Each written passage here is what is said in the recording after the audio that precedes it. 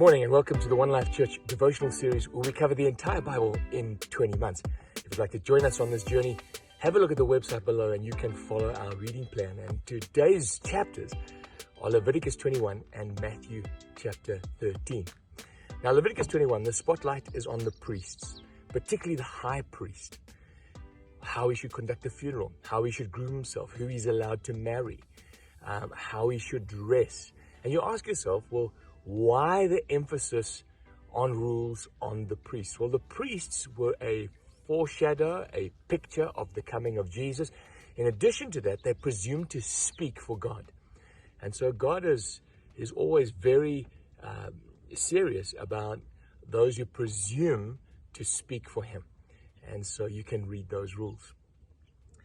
But it's Matthew chapter 13 that I would like to look at today. And I've been looking forward to this chapter because it's the occasion where Jesus is at the Sea of Galilee and the crowd's pressing so close that he finds himself a boat and pushes out into the water a little way from the edge and speaks. I've always wanted to do this. I've always wanted to speak from a boat. I love boats. I love water. I'm on a farm down here. I took a run early in the morning to speak to you from a boat like Jesus was speaking to the disciples. And he told them many parables. In fact, from the boat, he told 4 parables. The first one was the sower and the seed. Remember, he said there was a farmer who went out to sow seed.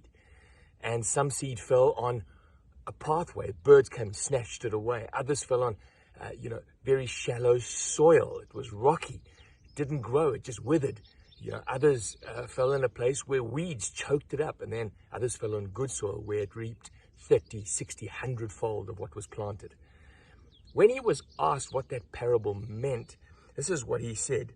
He said, verse 19, when anyone hears the message about the kingdom, and if his heart is hard, it's not going to grow up.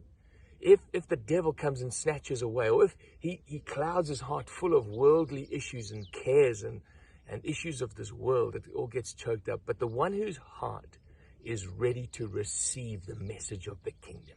So if you're listening to me today and you're a believer in Jesus, your heart is like that. And the encouragement from this text is don't let the weeds grow up. Don't let the cares of the world grow up, because you planted in good soil and the kingdom grows. And then he describes the rest of what that kingdom looks like. He says in his third parable, it's like a very small seed that grows into a massive mustard tree, the biggest in the garden. Now, if you're thinking to yourself, I wonder how my faith is going, if the seed of the gospel is in there, you can believe that God's going to grow something massive out of it. Then he told another parable about weeds. A farmer throwing seed into a field, but then an enemy coming and throwing weeds in. And the servants came to the farmer and said, should we pull the weeds out? And he said, no, don't pull the weeds out. And then later, when he went into the house, the disciples asked him, what does that parable mean? He says, well, that's what it's like. He says, the Son of Man, that's Jesus, brings the gospel. And you and me, we're growing up in him while we're living in this world. But the devil has also sown his gospel, his ideas, and he is bearing fruit. And we're growing up alongside people who don't love Jesus. And he says at the end of the ages will come, and the angels will harvest in the weeds, those who do not belong to Jesus, and they will spend an eternity in a fiery furnace away from God. The presence of God is bliss and joy and goodness. Outside of that is too dreadful to contemplate.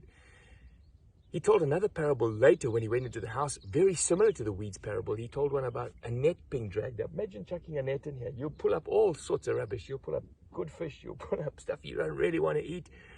In fact, I came down here a couple of months ago with one of the elders, and we saw a buck that was lying in here. So that carcass of the buck is in there. When you drag the net up, you'll drink up all sorts of rubbish. He says that's what it's going to be like at the end of the age. We're going to grow up together with people. We're going to live. We're going to work with them. We're going to run with them. But at the end of the age, there's a great divide happening. It's a sober realization.